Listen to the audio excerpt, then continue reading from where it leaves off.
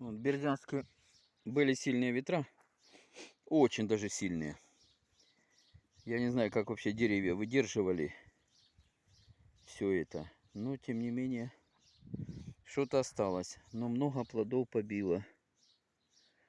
Видите, я же говорю, всегда нужно смотреть то, что в конце, то, что остается. И так по всей кроне рассыпано. Жалко, конечно, ветки, они бились друг об друга. Плоды падают. Ну, будем считать, что это естественный отбор. А так, конечно, ну и осталось. Но если я вспоминаю, что цвело, конечно, больше, что-то же должно остаться.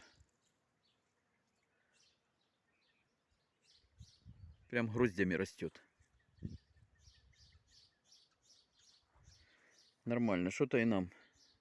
Что-то нам тоже будет.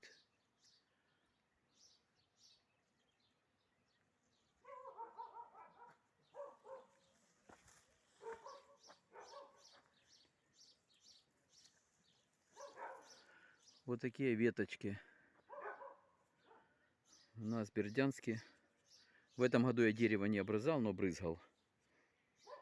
Брызгал, естественно. И осенью брызгал. Чтобы получить весной, нужно осенью. Вот это надо отрывать. Оно гниет, портится. И на соседей передается. Видите, не успел дотронуться, само падает плод. Поэтому ее надо убирать желательно. Есть время, подошел пальчиками раз. И они пусть отпадают. Вот ветки уже тянутся до земли. Видите, я специально не обрезал. Я с этим деревом уже был связан. И они тянутся, видите, до земли уже ложатся. Если сейчас еще плод вызреет, вообще ляжут на землю. Главное эти места не намочить, чтобы не было дождя. Ну, слива, она к этому крепкая. Если даже и дожди будут, она на земле будет лежать. Просто хочется, как всегда, ближе к 100% собрать урожай. Но не всегда так получается. Ну, ничего. Я считаю, и этого будет достаточно. Всему же этому надо уделить время.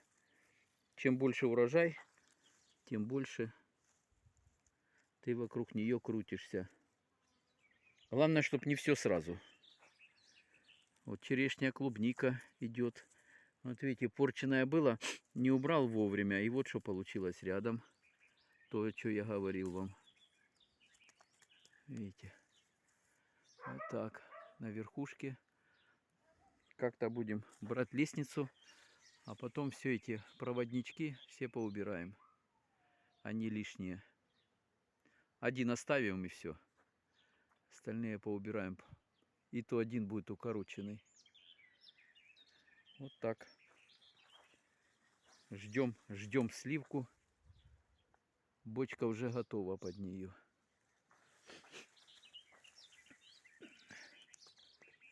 Тепла нету хорошего и солнца. Сейчас бы солнышко пригрело, все было бы по-другому. Но тем не менее это тоже хорошо. Это результат. На сегодняшний день это результат. И очень хороший. И будем надеяться, что он дойдет до финиша, этот результат. Все, всем хорошего дня. Да, надо время найти, пройти вокруг. И поубирать все эти, то, что ненужные сливы. Они только навредят. Пальчиком раз по ней, она падает. И дергать ее не надо. Можно пальчиком, шалбанчиком, как хочешь. Раз.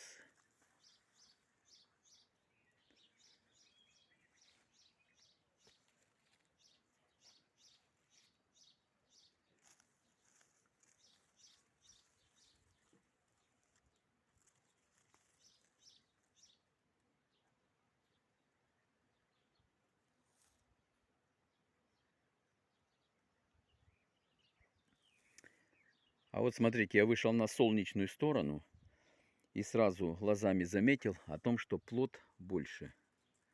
Что значит солнце? Видите, с той стороны она меньше, слива.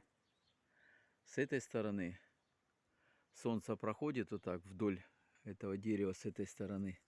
И здесь плод больше.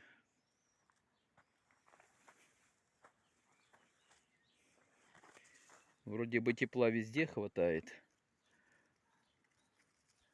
А там, где солнышко, там лучше все.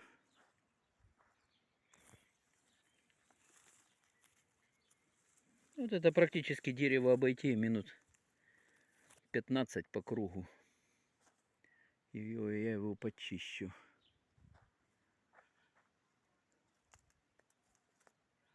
Это ж для меня, а не для соседа.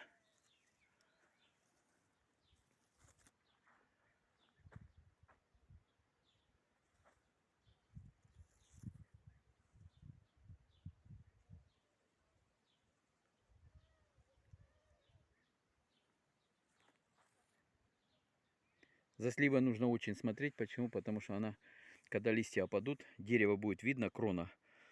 Холодно, ветер, уже поздней осенью. Все это нужно крону подчищать, чтобы она была не загущенная.